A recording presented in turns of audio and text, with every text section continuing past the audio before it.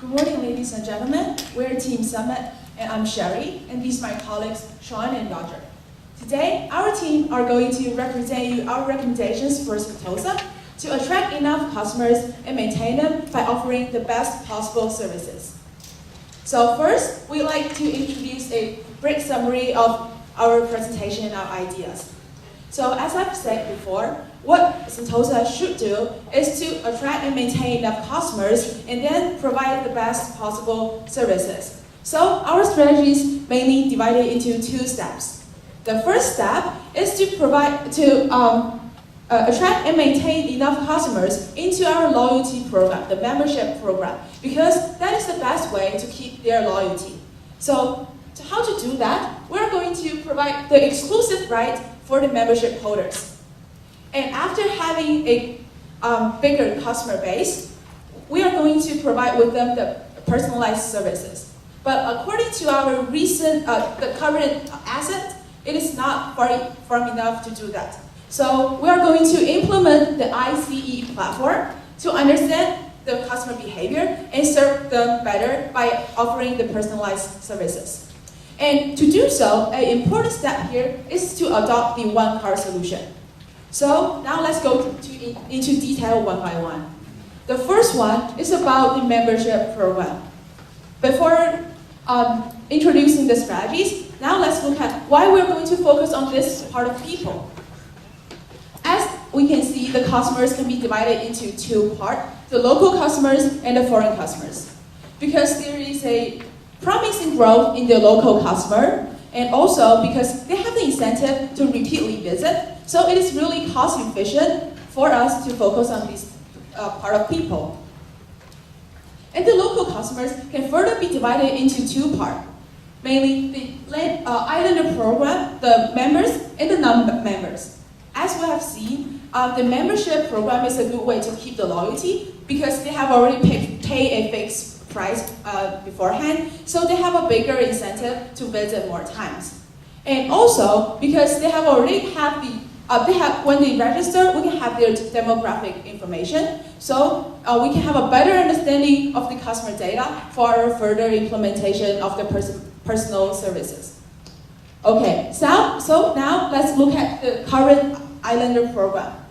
We can see they have a relatively small number of member base. It's only 92,000, comparing to a 9 million annual local visit.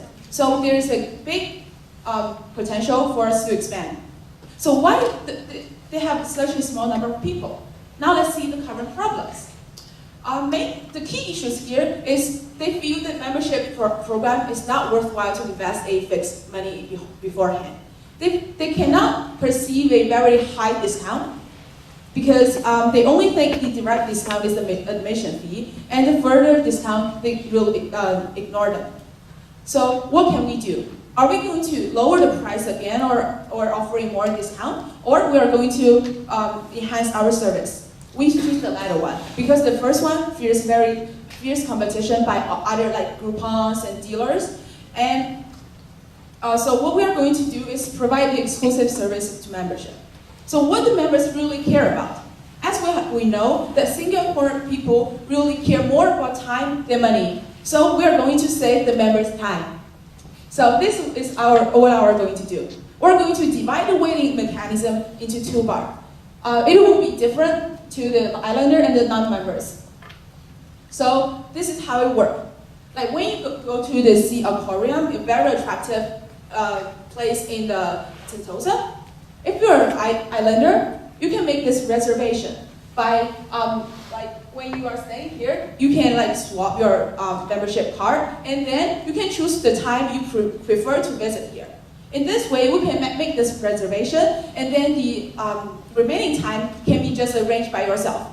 In this time, you can have a better time arrangement. You don't need to wait in that long queue for 2 hours anymore. And also, we're going to promote it directly beside this queue. So it is very contextual, like when you are very boring to wait in this queue and you see, oh, if I really don't want to wait in this queue, oh, you see, I have a choice, I can join the Islander program. So when we implement them, there are several things we have to consider. The first one because their attractions have divided into two parts. The first part is they are owned by Sentosa directly. The other part is individual partners own them. So we'll begin this system from the Sentosa-owned attractions to give an idea to the individual partners. Say, you see, by using the system, you can gain more. So they will also be willing to join us. And the other one, stakeholder, is the other customers. They may feel, oh, they have a privilege. I'm not comfortable. Like, I have to wait for 2 hours and I still cannot join. So we'll give a limited quota for the reservation. Like, if there are 60 people that can go into the Sea Aquarium right now, there are 30 from the members and 30 from the non-members. So in this way, we can better implement this. And besides this, we're going to implement more strategies to enhance their services, to attract them and maintain them in our customer base. Thanks, Jerry. We understand that IT solutions should always be business-driven. Here, after we double our customer base and also reduce the attrition rate, how can we maintain a profitable customer relationship with them? Do we fully understand their behaviors? Are we engaging them with targeted information and personalized service? Under the current IT infrastructures, there is a lack of a unique ID to link the stream of activities of a customer to our Sentosa. Here, as you can see, we have huge amount of customer data collected by PACX tags, but we cannot use them in a meaningful context by our CRM. This is why we need to implement the ICE platform to solve these problems and other issues. Here, I'd like to give you a brief introduction of our this is a conceptual map of our proposed IT infrastructures. In the first strategy, we aim to integrate within these three modules, the access, ticketing, and the CRM. We want to adopt one card solution, which can link the access and ticketing and transfer the data to CRM and for future business decision. And after we have a rich customer base, we want to convert this information into useful knowledge. This is why we need to use the second strategy, which is the analytical tools. And after that, we want to embrace the chance of mobility. Here, we understand we have already converted information to knowledge. We have already studied the customer behavior pattern. Can we incorporate it with some contextual information, such as their location, their user information from their mobile device, and incorporate it into our current system? So here is our third strategy, is to incorporate the mobile device into our ICE platform. And here is a summary of our strategy. The very foundation of our strategy is to build the 4 pillars of the ICE platform from current system. This means that we will adopt the extend and embrace instead of the rip and replace. And next, my colleague Sean will show you how to implement the first strategy. Okay. Thanks, Rogers. Let's look at some details about this one card solution. The first, we must know that you might maybe ask the relationship between the value card and the membership card. And here we figure out the relationship between them. We can know that the value card includes the residual value and the transactional value, and the membership card includes the demographic value and the residual value information. So we can know that if the customer have the interest, they can upgrade their value card into the membership card, and within the membership card can have all these functions which is the same with this value card. And let's look at how can this card have the connections with the external entities. Like we see, we think at the first years or the second years, we can make all this SDC owned attractions or restaurants and use this value card, and we can also integrate the ticketing system and accessing systems. And maybe 3 years later or 2 years later, after some negotiations with our partners, we can persuade our partners to use this card too. And here it means how can we implement the new systems. First, as for the As for the restaurants or attractions, we think we should deploy the new systems because now we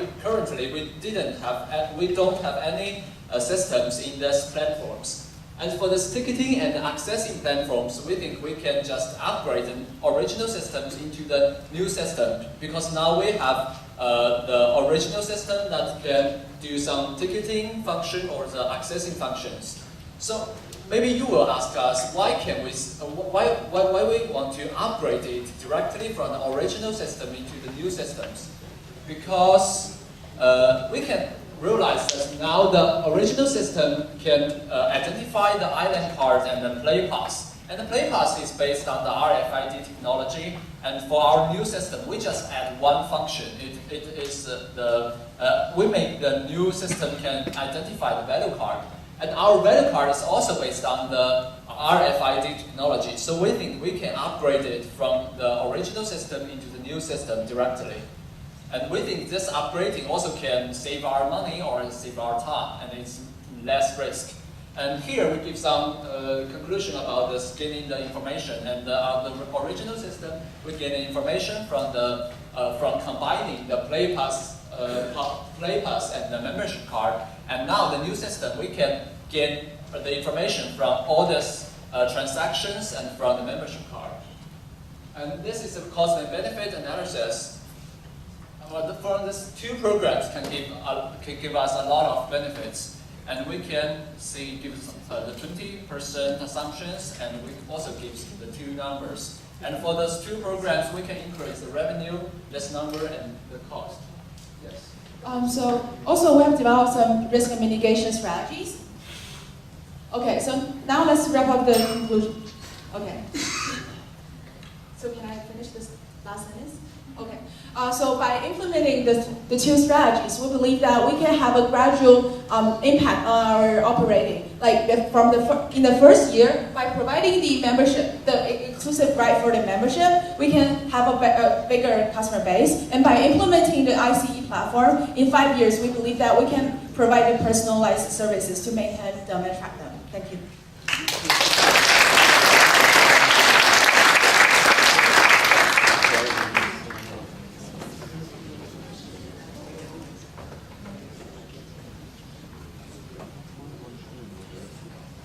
Judges, I would like to invite you to start the Q&A segment.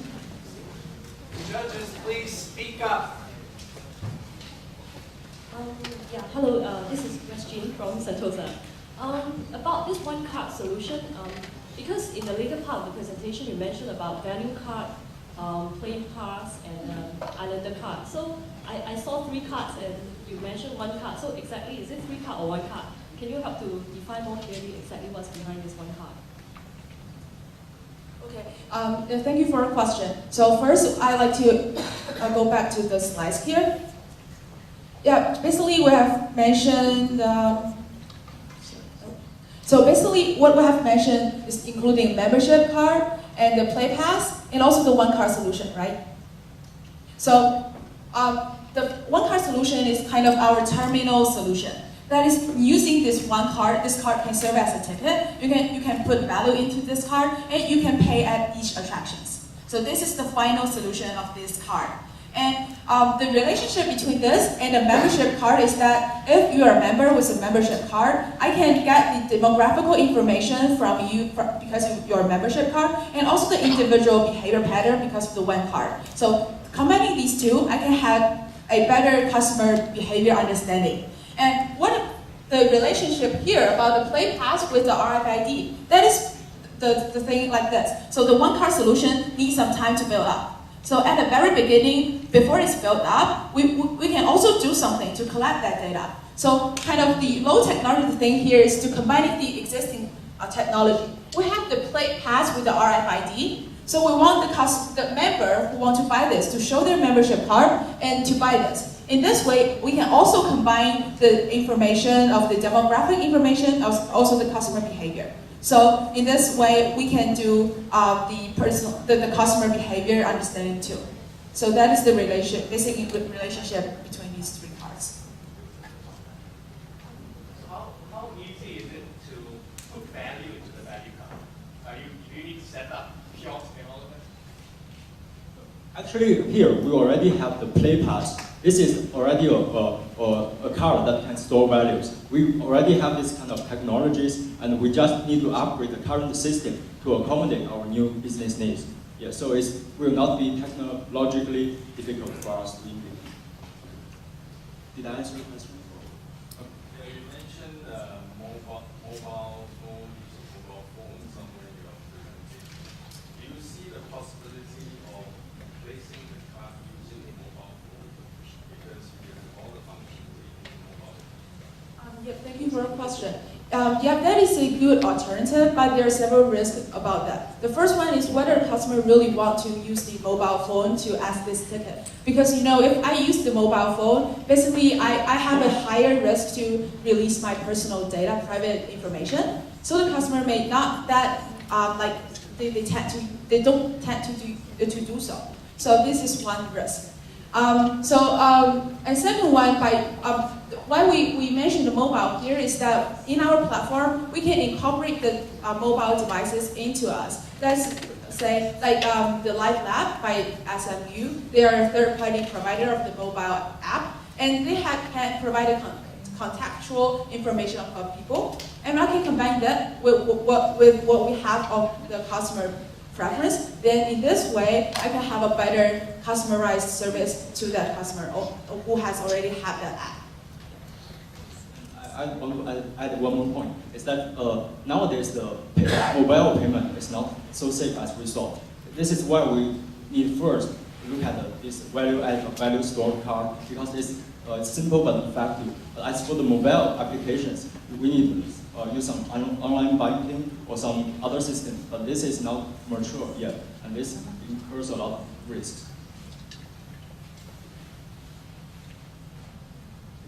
About various channels where the tickets are being sold.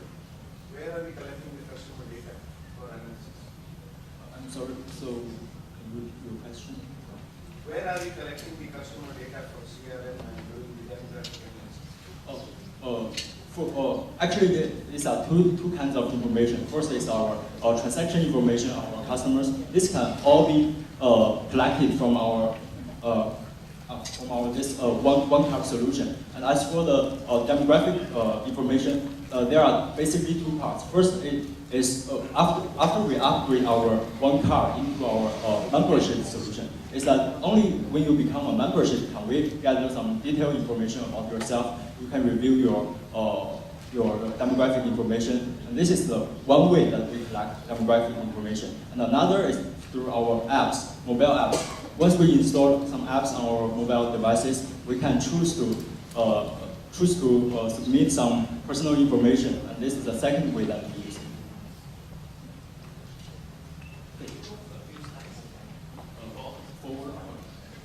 The question is, this value card concept, is it targeted for local or for foreign tourism? What is the thinking behind value card? Okay, the value card is for everyone, not just the local, but for everyone. When they enter into the island, they will get a value card, and they can add some money into the value card. And if they have the interest to be a member, they can upgrade the value card into the membership card. Yes. So you mentioned in your presentation about the one card solution that you start with our own properties and eventually incorporate partners into the program as well. So what is the incentive for our partners who want to join, since some of them already have their own loyalty program? Thank you for your question. First, I think that's a question also for what the benefit does this bring to the attractions, the partners, right? So you see, the value card solution has one benefit. When you go to the Sentosa, different attractions, you have to open your wallet several times to pay for the attractions. But with this one card solution, you don't need to do that. You can just swap the card. So the people have more incentive to go to individual attractions. So that can boost the attractions revenue in this sense. So the corporate partners can benefit from it. So they have more incentive to join us by the one card solution. What is your analytics strategy?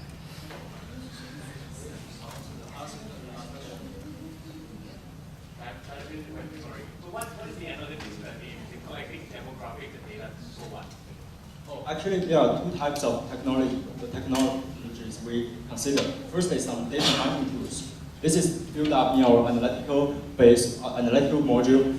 For example, we can data mining the association rules because we have information like who visits where at what time.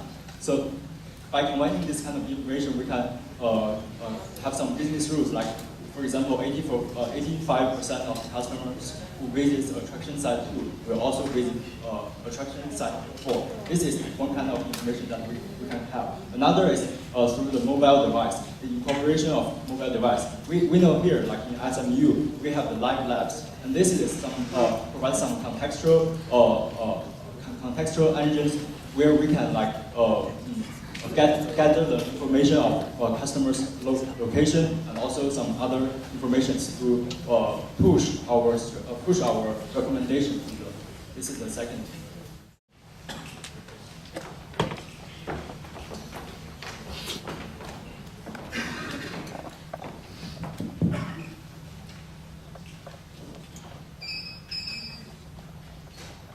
Good morning, everyone. The news is really have a big influence on us. Even though we have many uncertainties right now, including what exactly this pandemic is and whether there will be an outbreak of this pandemic, there are several things we must do to meet several objectives. Firstly, is we have to monitor the pandemic, and also we have to reduce the public panic, meanwhile maintaining our public image. So to do so, there are 3 to-do lists. The first one is how we'll deal with this specific emergent patient case. And secondly is what change we have to make to the daily operations. And thirdly is how we'll cope with the big events all over the year. Okay, and now I will give some steps that we deal with the emergency patient case, and based on our goals. The first, no matter the patients or the birds, we should find all their information related to the Sentosa, and we can pass it on to the Ministry of the Health of Singapore. And the second thing that we should do is that we should find all the staff who possibly have had a contact with the birds or the patients, because we are responsible for their health situation. And the third thing is that if the Ministry of the Health confirm the disease, and they will give the information to the public, and we also can publicize this information on our website, because we think this action can enhance our image of our company. We are a transparent and a responsible company. And the last action that we should do is that for the members and the persons who use the Play Pass, we can track their information. Of course, we should give this information to the MOH, but also we can push the information to their website or to their cell phone, and to warn them the risk of the disease and ask them to go to the hospital to get some tests. To further deal with the case, we have made several changes to the daily operations. Firstly, we have to activate the temperature monitor system. And secondly, we will set up the contact with the visitors. How to do that? Firstly, we have to block all the ungated entrance. And then we will set up the RFID system. So as we know that our existing Play Pass is an RFID-based thing, so we can just put to transfer this the Play Pass into a RFID, like the tracing tool. So every visitor, when they arrive at the entrance, we will ask him to register his personal information, and then give him this card, the new Play Pass, and then we can combine the route information and his personal information. And thirdly, to reduce the public panic, we will sterilize all the places, and also set up a sign that we have done that. And also we will have a zero-case report mechanism on the website and also the social media platform. We'll now begin the question and answer segment.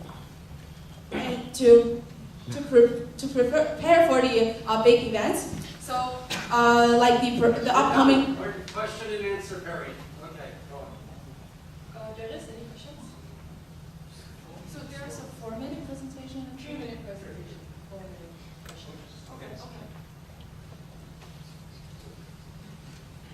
So your plan of using the Play Pass to track people around the island, what are you going to do with that information once you get it? Okay, so actually we get the information of its all routes or trail when he is in this park, right? So if there is upcoming another outbreak, another patient come out, and that person had already visited us, then we can have a more detail like who has may have the potential to contact with this person. So and we have his personal information, so we can contact with them. So we can directly tell them you have this risk, so please go to the hospital to have a chat. How would you coordinate with the island partners during this crisis?